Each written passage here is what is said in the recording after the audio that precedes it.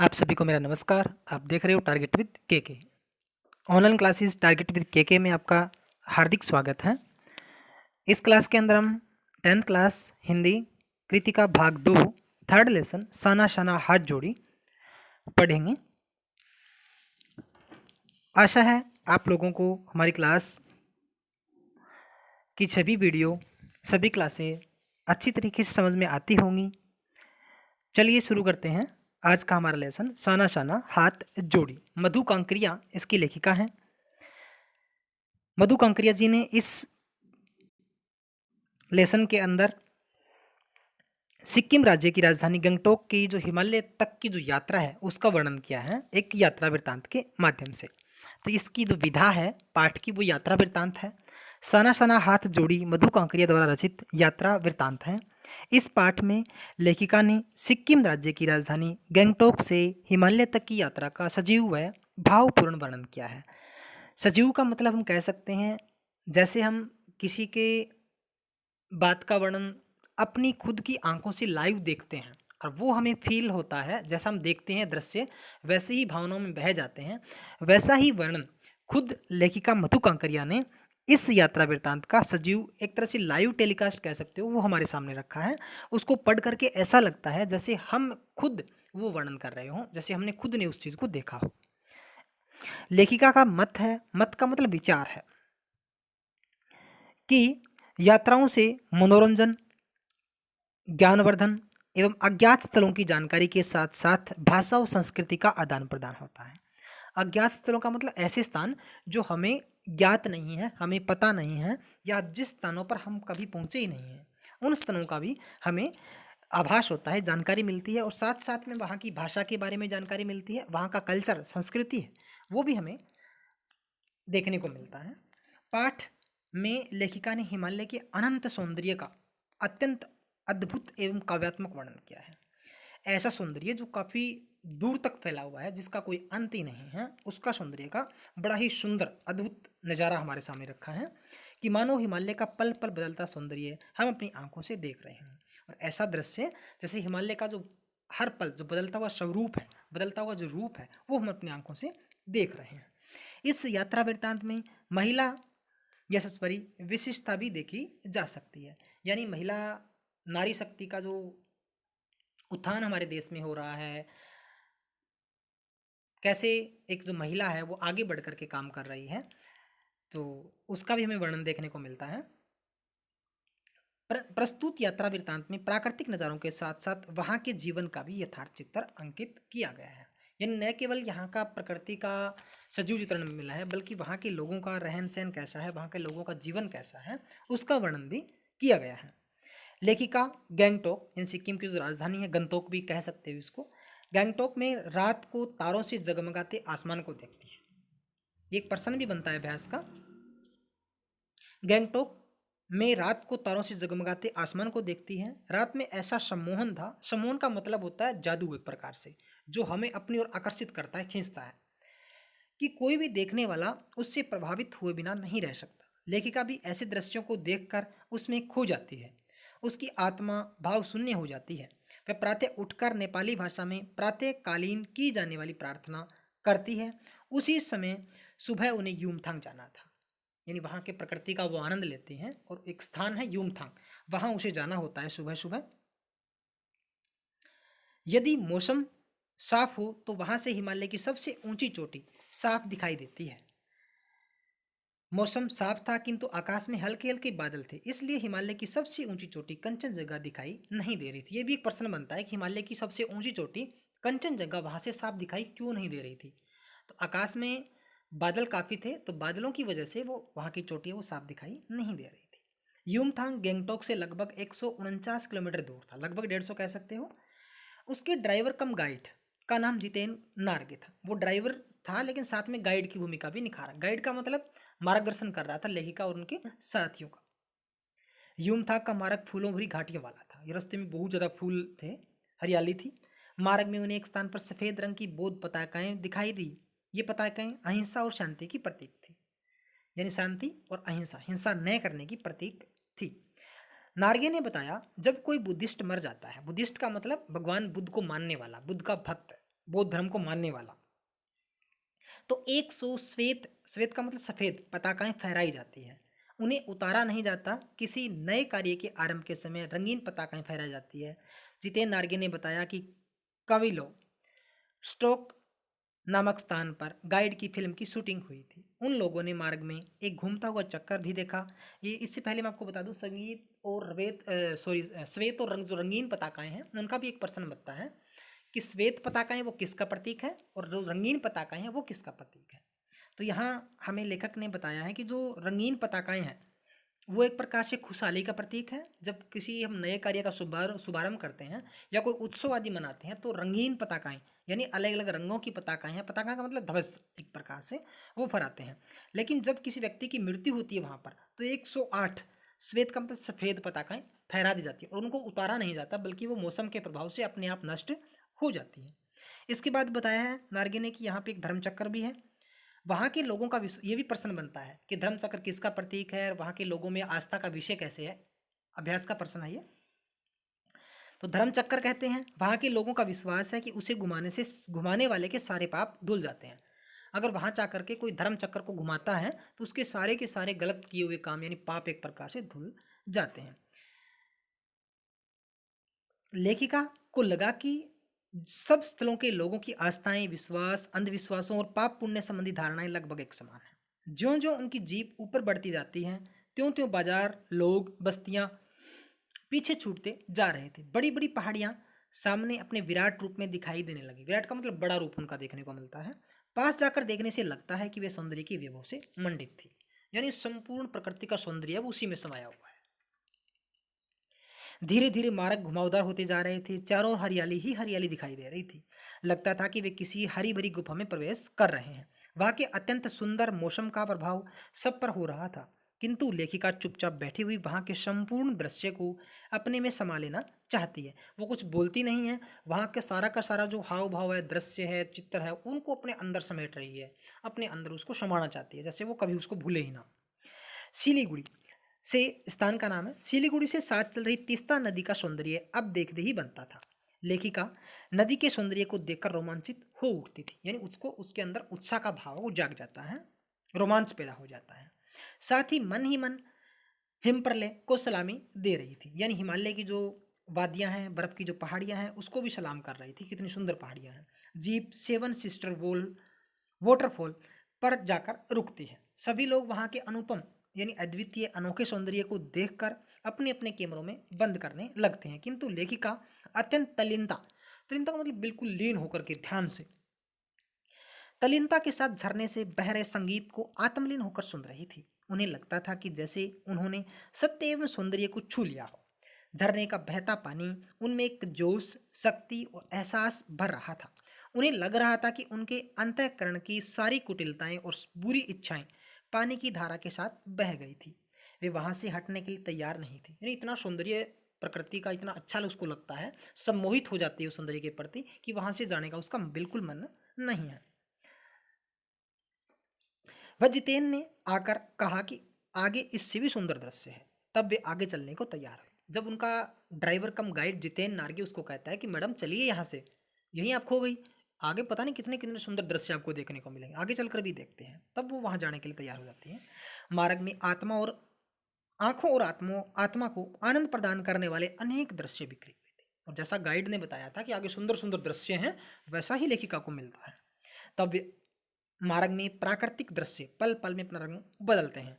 लगता था कि कोई जादू की छड़ी घुमाकर जल्दी जल्दी दृश्य बदल रहा है, जैसे किसी ने कोई जादूगर ने छड़ी घुमाई और हर दृश्य को वो बदल रहा है।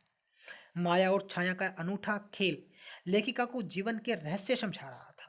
चारों ओर के दृश्य रहस्यों से भरे हुए थे, यानी एक प्रकार से पहेलियां बुझा रहे थे सारे के सारे दृश्य। उनकी जीप थोड़ी देर के रुक जाती है। वहाँ जीप रुकी थी, वहाँ लिखा हुआ था थिंक ग्रीन, यानी आपको हरियाली के लिए धन्यवाद। इतनी चारों ओर सुंदर हरियाली देखने को मिलती है, सबका सब मन वहाँ मोहित हो जाता है और इतनी हरियाली के लिए धन्यवाद मिलता है उनको।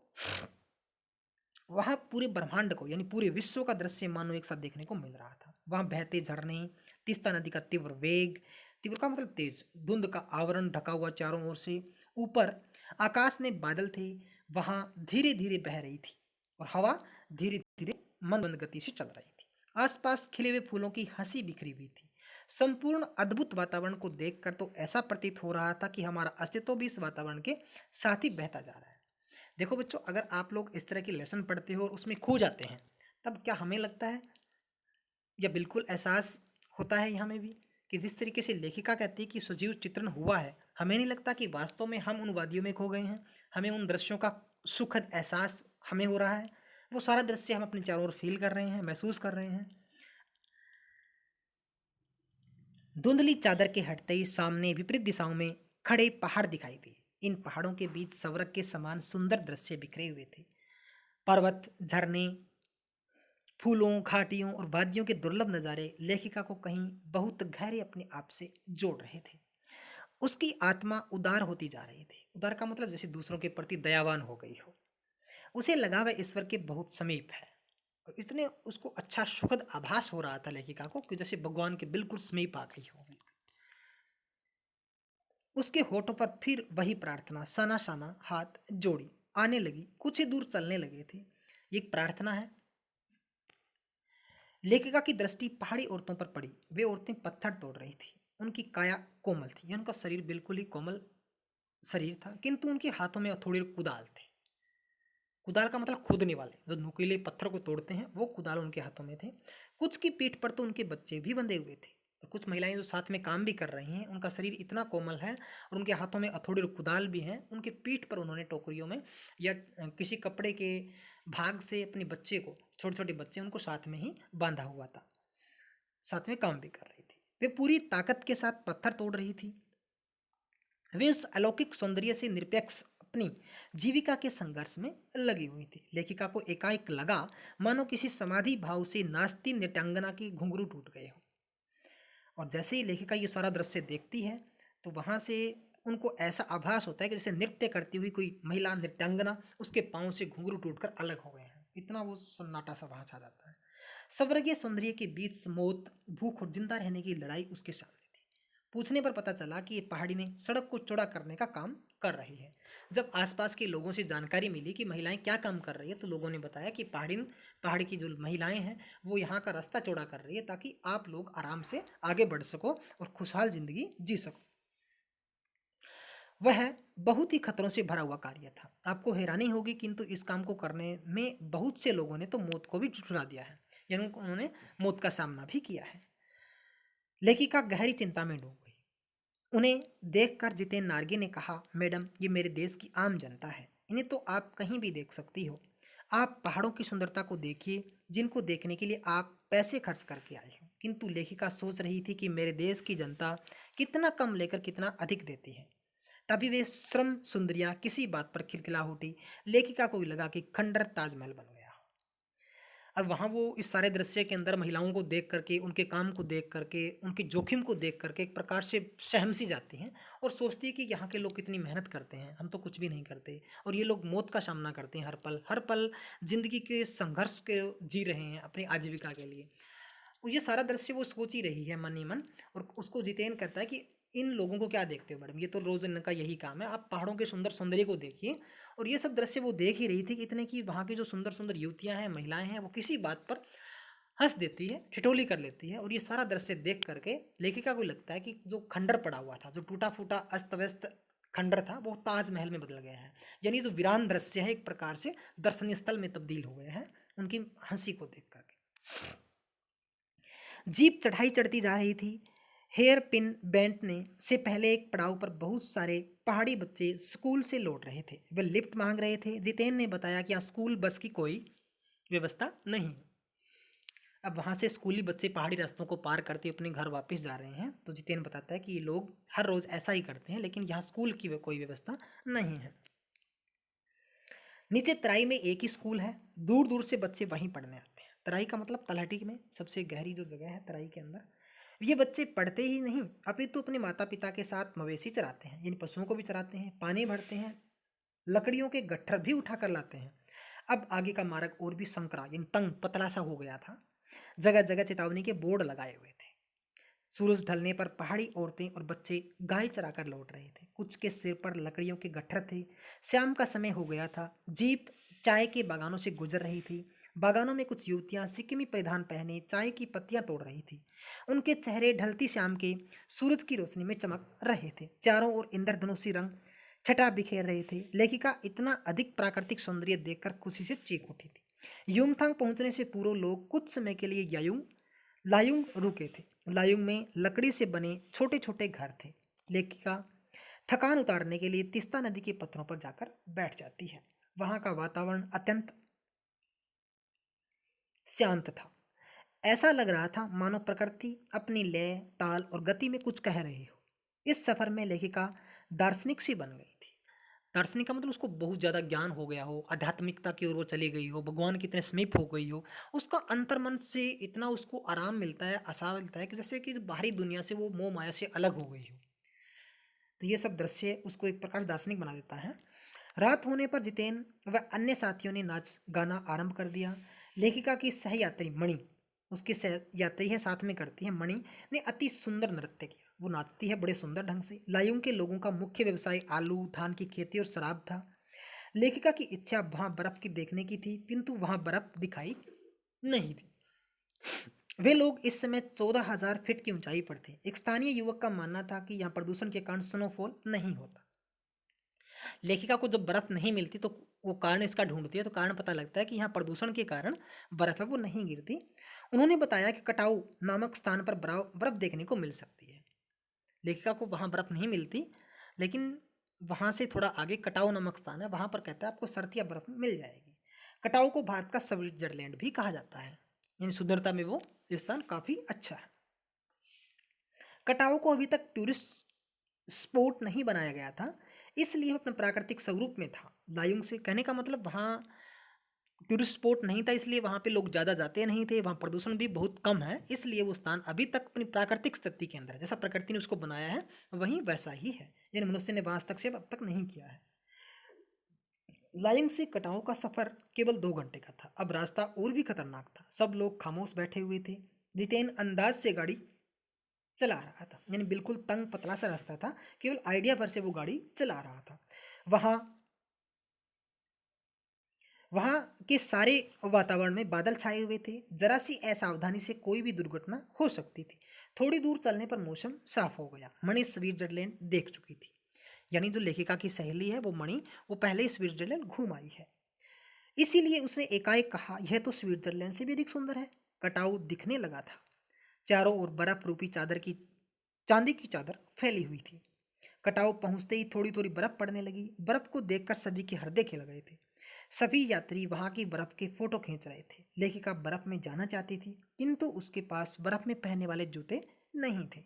लेखिका फोटो खींचने की अपेक्षा वहां के वातावरण को अपनी सांसों में समा लेना चाहती है, यानी बाकी लोग इस प्रकृति के सौंदर्य को कहीं ना कहीं अपने कैमरे में फोटो से कैद करना चाहता है ताकि भविष्य में वो इसको देख सकें, लेकिन लेखिका इसको अपने अंतर मन में समा लेना चाहती है ताकि वो हमेशा उसके हृदय के अंदर, उसकी भावनाओं में, आत्मा में वो हमेशा रहे। उन्हें लग रहा था कि यहाँ के वातावरण ने ही ऋषि मुनियों को वेदों की रचना करने की प्रेरणा दी होगी। ऐसे अनुपम सौंदर्य की यदि कोई अपराधी भी देख ले तो वह भी कुछ समय के लिए आध्यात्मिक हो जाएगा। यानी इतना सुंदर दृश्य जो अपने आप को भगवान से सीधा जोड़ देता है। अगर कोई खूंखार से खूंखार अपराधी भी इस स्थल को देख ले, यहाँ के प्राकृतिक सौंदर्य को देख ले, तो वो भी अपराध करना भूल जाए, अध्यात्म हो जाए, उसके अंदर भी अध्यात्म का प्रवेश हो जाए। मणि के मन में भी आध्यात्मिकता का भाव जागने लगा। लेखिका सोचती है कि ये हिमशिखर ही पूरे एशिया को पानी देते हैं। प्रकृति अपने ढंग से सर्दियों में हमारे लिए पानी एकत्रित करती है और गर्मियों में ये बर्फ की शिलाएं पिघल कर जलधारा बनकर हमारी प्यास को शांत करती है। प्रकृति की जल संचय की यह विधि भी अद्भुत है। हम इन हिमशिखरों और नदियों के ऋणी हैं। तो प्रकृति के जल संचय का भी प्रश्न बनता है, वो भी इसके अंदर दिया गया किस तरीके से प्रकृति है वो जल को इकट्ठा करती है और कैसे वो इसका प्रयोग करते हैं हम लोग। तो ये आपके लिए एक लेसन था एक प्रकार से। तो आप देख सकते हो लेखिका और उसकी सहेली किस तरीके से यात्रा करती हैं। लेखिका और उसके सहयोगी यात्री कुछ आगे बढ़ते हैं और उन्हें फौजी छावनियाँ दिखाई देती हैं। वहाँ से कुछ ही दूरी पर चीन की सीमा है। फौजी जवान कड़कती ठंड में अपने आप को कष्ट देकर हमारी सुरक्षा करते हैं कि किस तरीके से फौज के सिपाही हैं वो इतनी कड़कड़ाती ठंड के अंदर भी जहाँ खून जम जाता है वहाँ वो पहरा दे रहे हैं और हमारी रक्षा कर रहे हैं।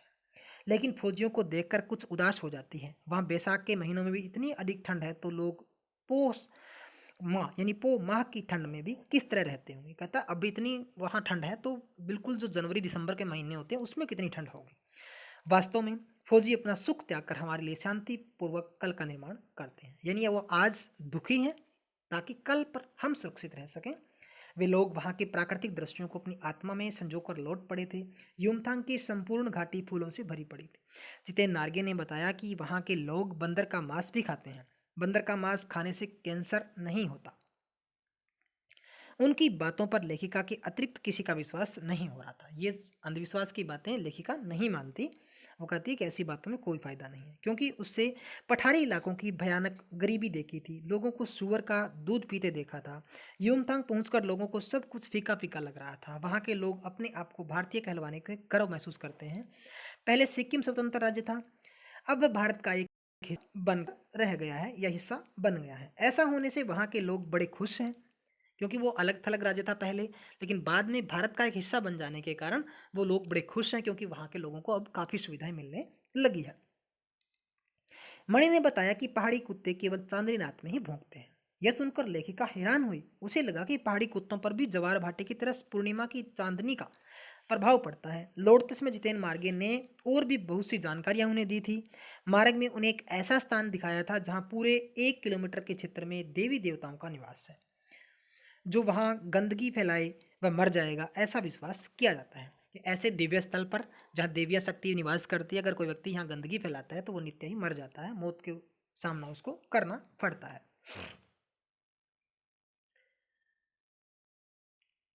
उसने यह भी बताया कि पहाड़ों पर गंदगी नहीं फैलाते। वे लोग गंतोक बोलते हैं। गंतोक का अर्थ है पहाड़। सिक्किम में अधिकतर क्षेत्र की टूरिस्ट स्पॉट बनाने का श्रेय भारतीय आर्मी के कप्तान शेखर दत्ता को जाता है। इंपॉर्टेंट पर्सन है भी। वहाँ टूरिस्ट स्पॉट बनाने का जो सिलसिला है या उसका श्रेय है वो किसको जाता है, तो वो आर्मी ऑफिसर है कप्तान शेखर दत्ता। लेखिका को इस यात्रा के पश्चात लगा कि मनुष्य की कभी न कभी समाप्त होने वाली खोज का नाम ही सौंदर्य है, यानी वो कभी ज़िंदगी में ऐसी खोज कर ही लेता है, उसको सौंदर्य कहा गया है। तो इस तरीके से आपकी ये पूरा का पूरा संपूर्ण लेसन था। अगर आपको हमारा लेसन अच्छा लगा, आपको समझ में आया, प्लीज़ हमारे चैनल को सब्सक्राइब करें, शेयर करें, वीडियो को लाइक करें और देखना ना भूलें टारगेट विद के क्लासेस। इस क्लास में बस आज हम इतना ही पढ़ेंगे। अगली क्लास के अंदर हम इसी लेसन के यानी सना सना हाथ जोड़ी के अभ्यास के प्रश्न उत्तर करेंगे। अगर जिन बच्चों ने इसके पहले 2 लेसन नहीं देखे हैं तो प्लेलिस्ट में जा कर के, इसी चैनल की प्लेलिस्ट में जा कर के आप हमारे पहले 2 लेसन उनके अभ्यास के प्रश्न उत्तर भी देख सकते हैं। इस बुक के अंदर टोटल 5 लेसन हैं।